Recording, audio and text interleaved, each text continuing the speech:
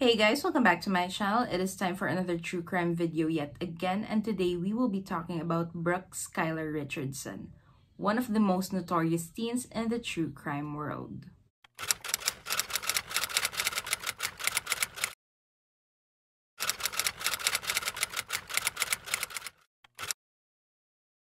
Brooke Skylar Richardson was born on March 9th, 1999.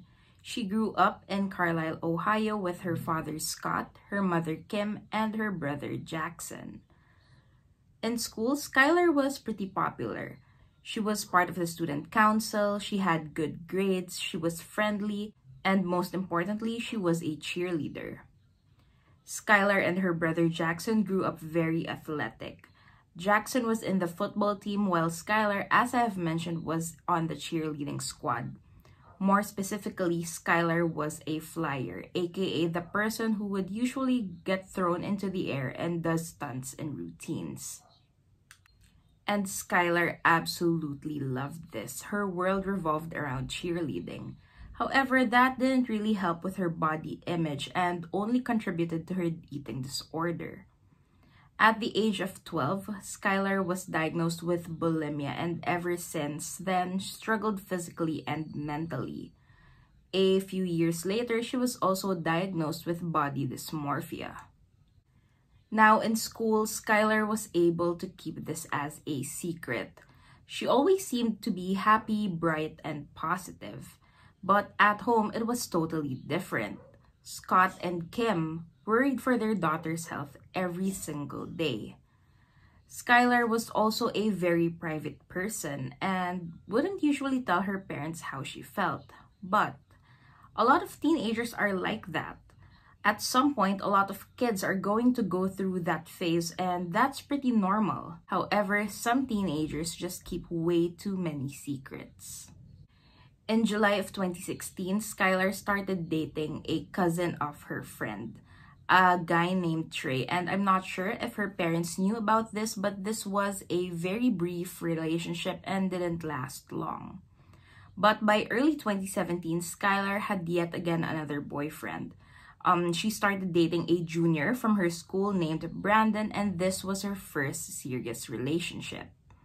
Her parents knew about this and supported them fully because Skylar seemed to be happy.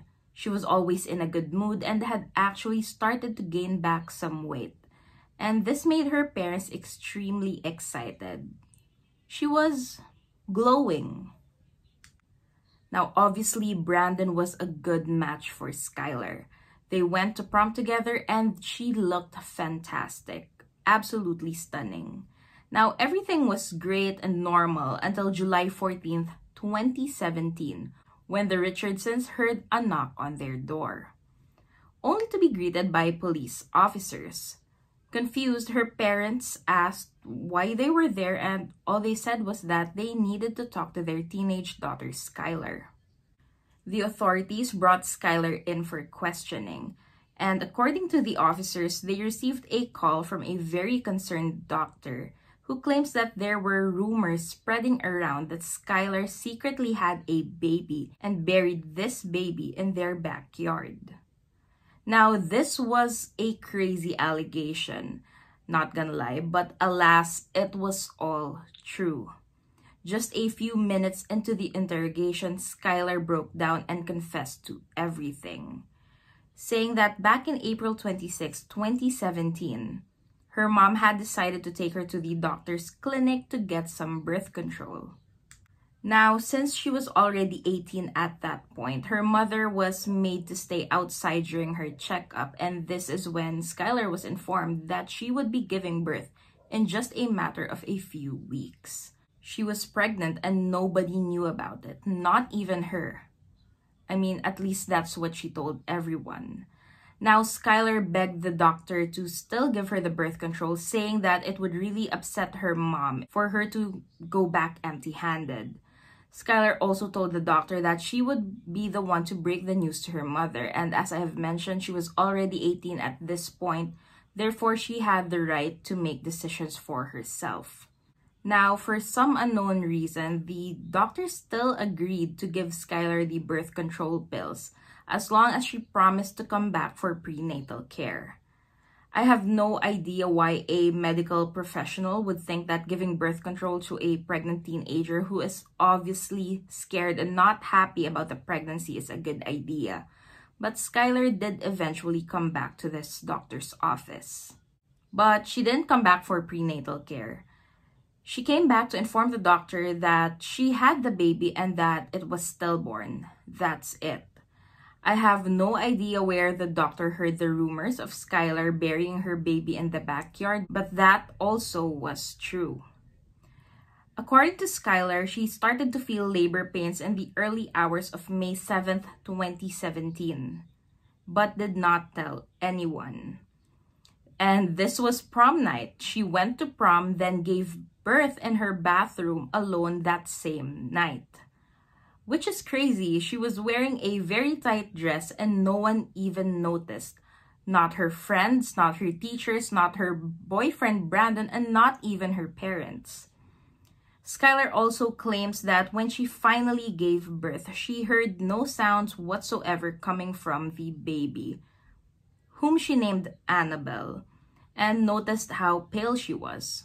She also tried to feel for some heartbeat, however, there wasn't any, so she decided to put her baby in a small box and buried her in their family's backyard without anyone knowing in the middle of the night.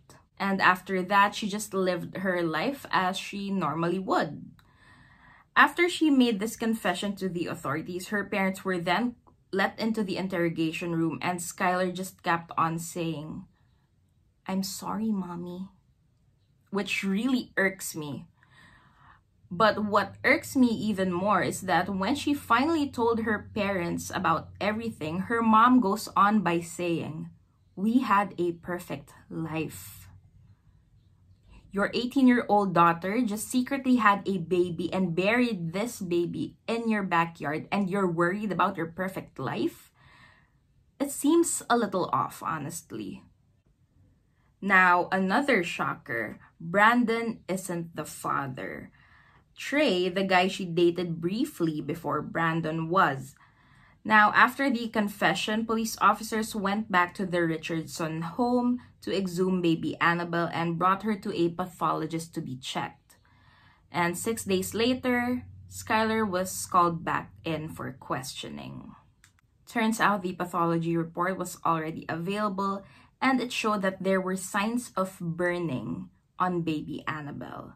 And at first, Skylar denied burning her baby, but eventually said that she may have tried to cremate the baby just a little. And then she changed her story, saying that when the baby came out, she actually heard some gurgling noises. Skylar was then charged with reckless homicide, but the Richardsons posted a bail of $50,000 and she was let out. The grand jury also charged her with aggravated murder, involuntary manslaughter, endangering a child, and the gross abuse of a corpse. And again, her parents bailed her out. She was then put under house arrest, but on July 19th, 2019, she was offered a plea deal. They would take out the aggravated murder charges if she pleaded guilty on the other ones. However, she refused this offer and went to trial on September 3rd. Around this time, another pathology report came out saying that there were mistakes on the initial one released and that there were no burns found on baby Annabelle after all. The defense then used this against the prosecution, saying that Skylar was influenced by interrogators into making a false confession.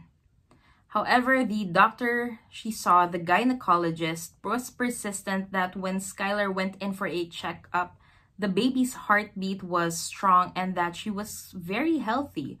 So how could baby Annabelle be stillborn just a few weeks later? It was also revealed that Skylar had actually taken the birth control pills 11 days before giving birth. She also Googled how to get rid of a baby and how to terminate a pregnancy, indicating how much she didn't want this baby.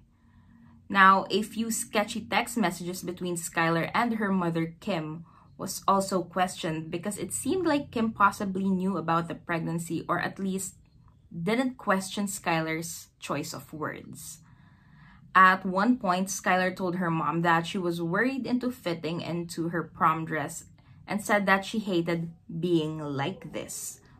And after giving birth, she also told her mother that she was excited to wear cute outfits again because her belly was back to normal. Now, it's possible that she was only saying these things because she did gain some weight. However, they are pretty sketchy if you think about it.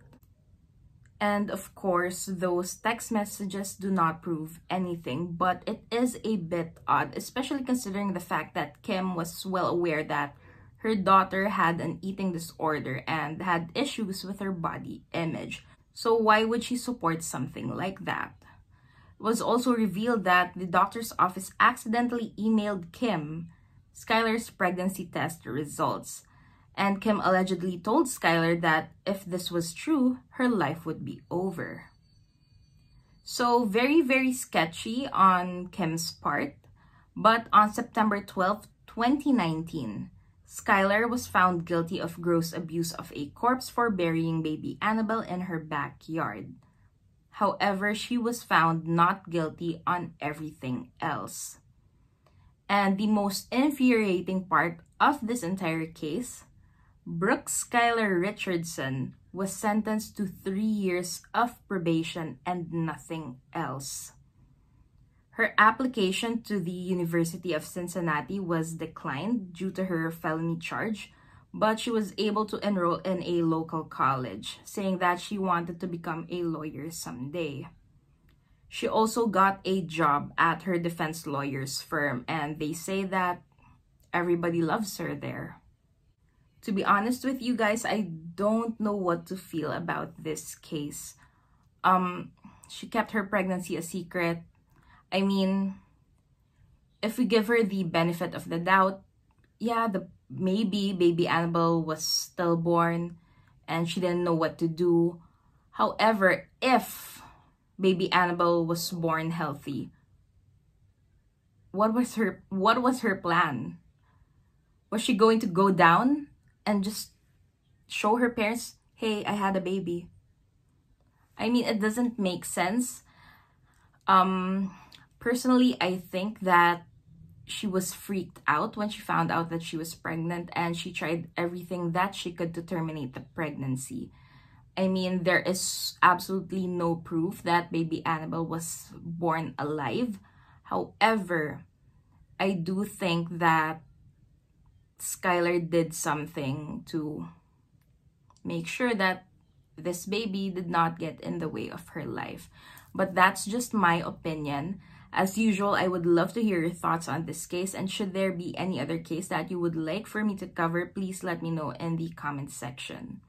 Thank you so much for watching, and I will see you guys on my next video.